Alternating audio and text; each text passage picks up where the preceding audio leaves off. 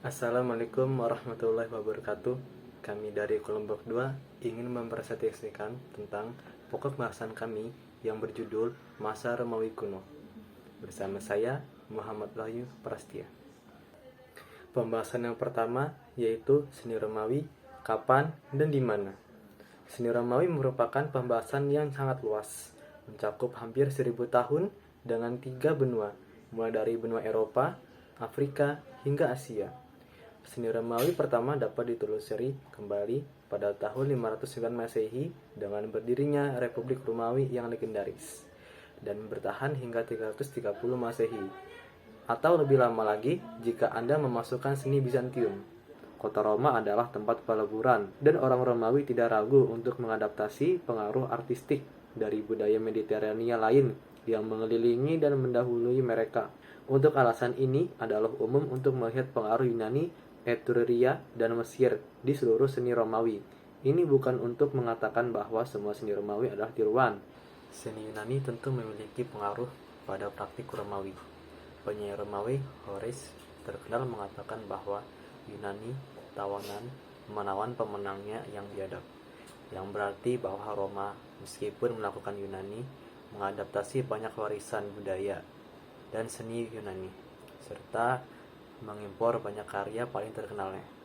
Juga benar bahwa banyak orang Romawi menugaskan versi karya Yunani terkenal dari berabad-abad sebelumnya. Republik Roma. Pada periode Republik, seni diproduksi untuk melayani negara, menggambarkan pengorbanan publik atau merayakan kampanye militer yang menang, seperti monumen Aemilius Paulus di Delphi. Potret memuji tujuan komunal Republik, kerja keras, usia, kebijaksanaan, menjadi pemimpin masyarakat dan prajurit. Kekaisaran Roma. Seni Romawi sekarang digunakan untuk meningkatkan penguasa dan keluarganya. Itu juga dimaksudkan untuk menunjukkan pergeseran kepemimpinan. Periode utama dalam seni Kekaisaran Romawi dinamai menurut penguasa individu atau dinasti besar, yaitu Augustan, Julio Claudian, Flavia, Trajinik, Hadrianic, Antonine, Sleveran, Kaisar Prajurit, Tetran, Konstantinus. Seni kekaisaran sering mendengar kembali seperti klasik di masa lalu. Klasik atau klasikasi bila digunakan untuk merujuk pada seni Romawi, secara luas merujuk pada pengaruh seni Yunani dari periode klasik dan Helenistik tahun 480 sampai 31 sebelum Masehi. Perkenalkan, nama saya Andi Renhat Thompson Takubulan dengan NIM 21064211066. Saya akan melanjutkan presentasi pada masa Romawi. Yang kedua, tokoh-tokoh penting pada masa Romawi. Yang pertama, Plotinus. Dalam pemikiran estetiknya, Plotinus menempatkan estetika sebagai jantung pemikiran filsafat tentang keindahan. Plotinus menempatkan yang indah sebagai konsep tertinggi yang identik dengan yang baik. Kedua, Santo Agustinus. Pemikiran seni Agustinus sering disebut juga Neoplatonisme atau pemikiran Platonisme yang baru. Pokok pikiran klasik dari Plato mengenai harmoni, keteraturan, dan keutuhan atau kesatuan dan keseimbangan dalam karya seni digunakan oleh Agustinus. Sesuatu yang indah adalah kesatuan objek atau unsur seni yang sesuai dengan pengaturan atau prinsip seni, sesuai dengan pandangan atau profesi masing-masing bagiannya. Ide keindahan Plato dikenakan pada Tuhan atau dewa, sehingga keindahan seni dan alam berhubungan erat dengan keagama. Karya seni yang indah adalah karya yang sesuai dengan keteraturan yang ideal dan hanya dapat diperoleh melalui sinar ilahi. Karena inilah filsafat Agustinus sering disebut juga iluminasi, yang segala sesuatunya indah karena cahaya ilahi, cahaya terang dari Tuhan. Dalam karya seni yang baik selalu terdapat kecemerlangan, keteraturan, dan dengan pemikiran itu Agustinus menolak seni sebagai mimesis. Seni itu transmendental, peran cahaya ilahi sangatlah besar. Yang ketiga, Horace. Horace memasuki periode yang disebut dengan zaman keanggunan, di mana Plato merupakan seorang pragmatis yang perhatiannya adalah bagaimana sastra dapat melayani kesejahteraan sosial masyarakat. Sementara Aristoteles memandang seni tidak dalam hal-hal lain tetapi dalam hal itu sendiri.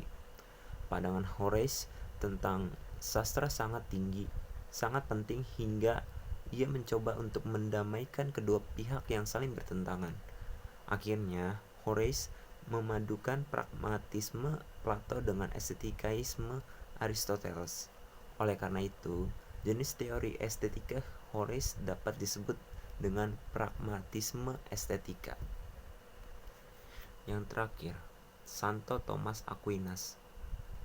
Menurut Matthias Ali, ada 3 ciri estetika Santo Thomas Aquinas, yakni bersifat metafisika dan rasional. Keindahan adalah aspek yang baik, dan yang terakhir, keindahan itu terkait erat dengan hasrat atau keinginan. Ada 3 kualitas keindahan, yakni integritas atau kelengkapan atau integrity, artinya sempurna, tidak terpecah, dan tidak tersemai. Yang kedua, harmoni atau selaras atau profesional atau harmoni, keselarasan yang benar. Dan yang terakhir, kecemerlangan atau clarity, jelas, terang, dan jernih. Ciri estetika menurut Thomas Aquinas, yakni estetika adalah bagian atau cabang dari teologi. Keindahan bukanlah nilai yang independen, melainkan lebih sebagai percikan kebenaran atau splendor veritatis dari kesempurnaan ilahi, yakni Tuhan sendiri. Yang ketiga, kata kuncinya adalah mengatasi dunia indrawi menuju kontemplasi langsung atau kesempurnaan ilahi, divine perfection. Yang terakhir, keindahan sejati berada di wilayah Tuhan, dianggap lewat intelek atau intuisi mistik. Perkenalkan, nama saya Marsha Fritaniel Gumahwa. Saya akan menjelaskan tentang ciri khas seni rupa pada masa Romawi kuno. Berikut beberapa karakteristik seni rupa dan arsitektur pada masa Romawi kuno. Pada arsitektur, dibandingkan dengan Yunani, arsitektur Romawi lebih duniawi, bermanfaat, dan mempunyai ketertarikan terhadap kemegahan dan skala yang besar. Lukisannya berfungsi sebagai dekorasi dan mempunyai warna utama, yaitu merah tua, kuning, ungu, dan hitam. Patung potret mereka lebih realis dan sesuai dengan subjeknya. Semua kelemahan pada subjek akan terlihat pada patungnya. Terakhir adalah patung potret. Patung ini terukir pada bagian-bagian batu di samping bangunan-bangunan. Biasanya merupakan koleksi sosok-sosok untuk mempresentasikan urutan sebuah peristiwa yang penting. Contoh karya seni Romawi yang pertama ada patung Sarkofago di Portnacio. Patung ini menggambarkan peristiwa perang antara Romawi dan Jerman. Sesuai dengan ciri khas dari karya seni Romawi patung, yaitu menggambarkan koleksi sosok-sosok untuk merepresentasikan urutan sebuah peristiwa. Patung ini memiliki tekstur licin karena berbahan dasar marmer, dan patung ini dibuat pada masa sekitar 180 sampai 190 sebelum Masehi.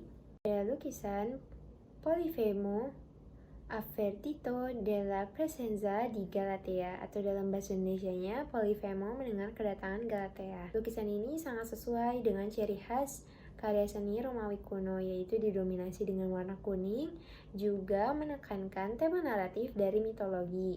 Lukisan ini dilukis oleh Pompei pada sekitar 45-79 Masehi. Contoh karya seni patung lainnya yaitu Starbender Gallia. Ini merupakan gambaran dari Gallia yang sekarat.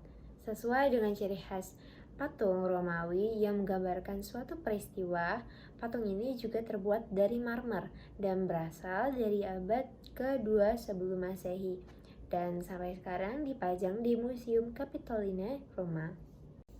Selanjutnya kita beralih ke karya seni arsitektur Colosseum Roma yang memiliki ciri khas besar dan megah, juga dibuat dengan beton.